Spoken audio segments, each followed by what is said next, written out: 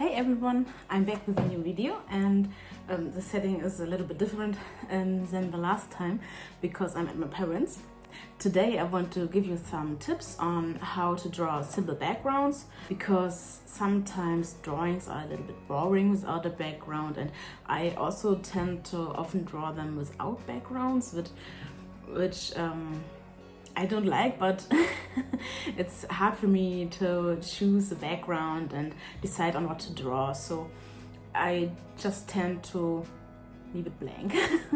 But today I want to show you how to draw simple backgrounds and how I think I will attempt it more often. So have fun.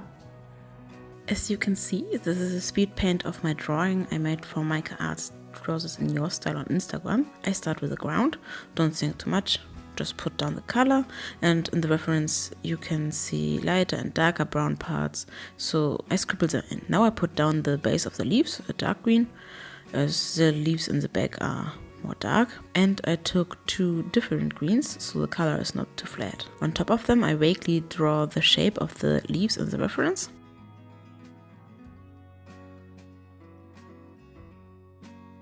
In the reference are olive green parts of the leaf, which I put down. Again, not exactly like in the reference, just keep it simple.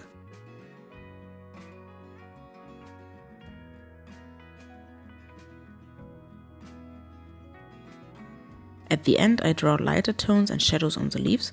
You want to give the illusion that you put down a lot of time and detail into it, even if you didn't. At the end I blend the brown of the floor and add more darker brown. And the drawing is finished. Here you can see that I haven't painted every leaf that exists in the reference. There are spaces that are only dark green to create depth.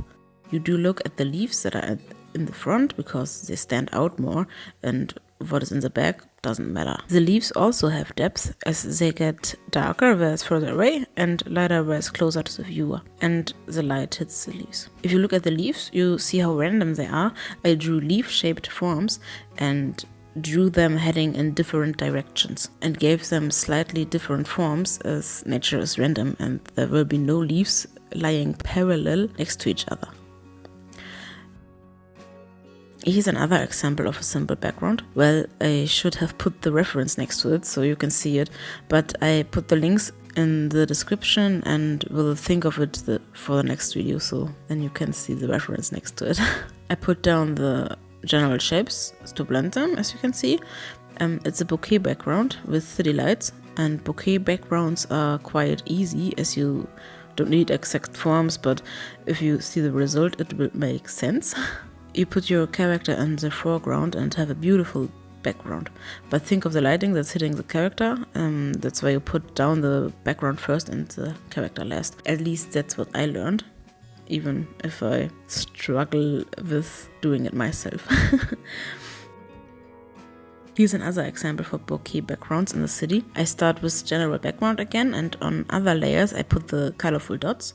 I used more than one layer for the dots, so I can be able to blend and change the opacity in groups and not all at once. I changed the opacity of some dots and used Gaussian blur, because some were more blurry and lighter than others, but they also could have stayed as they have been. It would have looked good either way. The last background is even simpler as it is water reflecting some light. I again started with some scribbles on the background and blended it. After that it's just about adding dots with more or less opacity and blur it. I looked at the reference but wasn't too fixated on it. Well, that were a lot of bouquet backgrounds, but I really like them and I hope you like them too, and maybe it helped you. I could also do another video about backgrounds, but tell me in the comments.